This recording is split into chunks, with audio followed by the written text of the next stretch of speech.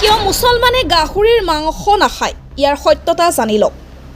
ইছলাম ধৰ্মত মাংস খোৱাটো জায়েজ বুলি গণ্য কৰা হয়, কিন্তু তেওঁলোকে কি খাব পাৰে আৰু কি খাব নোৱাৰে সেই সম্পৰ্কে কিছুমান চৰ্ত আছে। মুছলমানসকলৰ খোৱা বোৱা, উঠা বহা, শুই থকা আৰু খোজ কঢ়াৰ ধৰণ দিনে ইছলামে বুজাই দিছে। ইছলাম ধৰ্মত জীৱন কটাব পৰাটো নিজৰ চূড়ান্ত কৰ্তব্য বুলি গণ্য কৰে আৰু ইয়াত তেওঁলোকে নিজৰ বাবে কল্যাণ বিচাৰে। আল্লাহে মুছলমানক উৎকৃষ্ট বিজ্ঞান দিছে, যিবোৰ কথা আজি বিজ্ঞানে আমাক শিকাইছে। মুছলমানসকলে বহুদিনৰ পৰাই জানে, কাৰণ আজিৰ বৈজ্ঞানিক যুগত আমি ক'ব পাৰোঁ যে কোনটো বস্তু আমাৰ বাবে ভাল, কোনটো বস্তু আমাৰ বাবে ক্ষতিকাৰক। ইছলামত গাহৰি মাংস খোৱাটো কিয় হাৰাম বুলি গণ্য কৰা হয় তাৰো আমি কিছু বৈজ্ঞানিক তথ্যও ক'ম। কোৰাণৰ আয়াতবোৰে এই কথা কৈছে। আপোনালোকক কওঁ যে মুছলমানৰ আটাইতকৈ পবিত্ৰ গ্ৰন্থ কোৰাণ পাক, সূৰা 2, 173, সূৰা 5, 3, সূৰা 6, 145, সূৰা 16, 115 আয়াতত এই বিষয়ত স্পষ্ট আদেশ দিয়া হৈছে যে তেওঁলোকে এনে কোনো প্ৰাণীক হত্যা কৰিব নালাগে যি মাংস হালাল নহয় আৰু যিটো প্ৰক্ৰিয়াকৰণ কৰা হোৱা নাই, সেই মাংস খাব নোৱাৰিব। এই জন্তুবোৰ হাৰাম।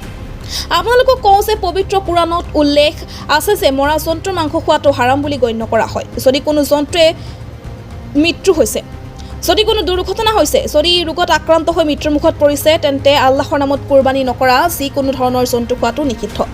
ইয়াৰ বৈজ্ঞানিক কাৰণ আহক আমি আপোনালোকক জনাওঁ যে গাহৰি মাংস খালে আপোনাৰ শৰীৰত 72 প্ৰকাৰৰ ৰোগ হ'ব পাৰে। এই কথা নিশ্চিত কৰাৰ পিছত বিজ্ঞানেও ইয়াৰ সেৱন নিষিদ্ধ কৰিছে।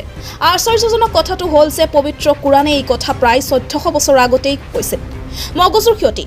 আপোনালোকক কওঁ যে কোৰাণে গাহৰি খোৱা নিষিদ্ধ কৰিছে, হাৰাম ঘোষণা কৰিছে। বিজ্ঞানীসকলেও কয় যে ইয়াত টাইনিয়া ছলিয়াম নামৰ এটা বেক্টেৰিয়া থাকে, যিয়ে আপোনাৰ মগজুক পোনপটীয়াকৈ আক্ৰমণ কৰে। ইয়াৰ ফলত আপোনাৰ মানসিক সমস্যা হ'ব পাৰে। তেওঁলোকৰ লোকচানো আছে।